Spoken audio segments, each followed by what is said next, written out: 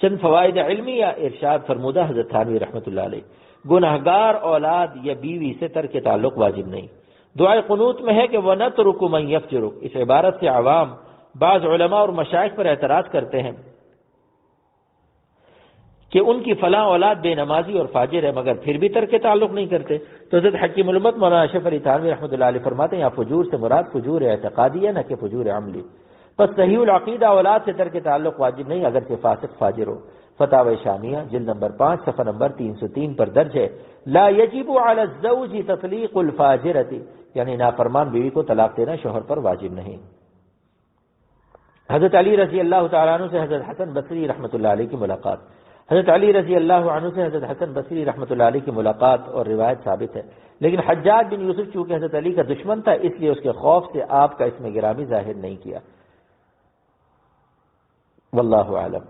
کفارہ غیبت، بعض فقہاء نے کہا کہ غیبت کی خبر اگر معتاب کو نہ پہنچے تو استغفار و توبہ کافی ہے، مغتاب سے معافی کرانے کی ضرورت نہیں۔ اس پر شبہ یہ ہوتا ہے کہ غیبت کے حق العباد ہونے کی وجہ یہ کہ مغتاب کی اس سے بے آبرو ہوئی، تو یہ وجہ خبر پہنچنے سے قبل بھی محقق ہو گئی، پھر استغفار کیسے کافی ہوگا؟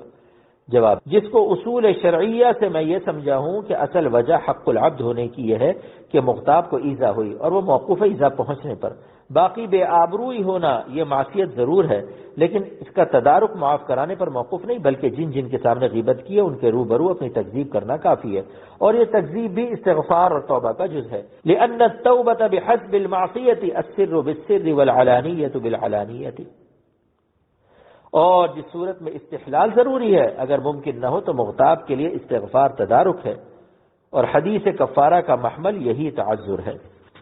ان من کفارۃ الغیبۃ ان تستغفر لمن اغتبته تقول اللهم اغفر لنا وله، رواہ البیہقی۔ عفیف کون رہتا ہے؟ من یستعف یعفہ اللہ، گناہ سے بچنے میں پہلے مجاہدہ ہوتا ہے پھر اس کو ملکہ حاصل ہو جاتا ہے۔ اس حدیث سے یہ ظاہر ہے کہ جو عفیف رہنے کا اہتمام کرتا ہے حق تعالیٰ اس کو عفیف رکھتے ہیں۔ عافیت کاملہ، عافیت کاملہ کا تعلق عفو سے ہے۔ بخاری شریف کی روایت کے حضور صلی اللہ علیہ وسلم نے ارشاد فرمایا، یا عباس یا عم رسول اللہ صلی اللہ علیہ وسلم صلی اللہ العفو والعافیت فی الدنیا والآخرۃ، اے عباس اے رسول اللہ صلی اللہ علیہ وسلم کے چچا، حق تعالیٰ سے عفو اور عافیت مانگیے دنیا اور آخرت میں۔ بلائیں آتی ہیں گناہوں سے، جب معافی ہو گئی تو بلا کیوں آئے گی؟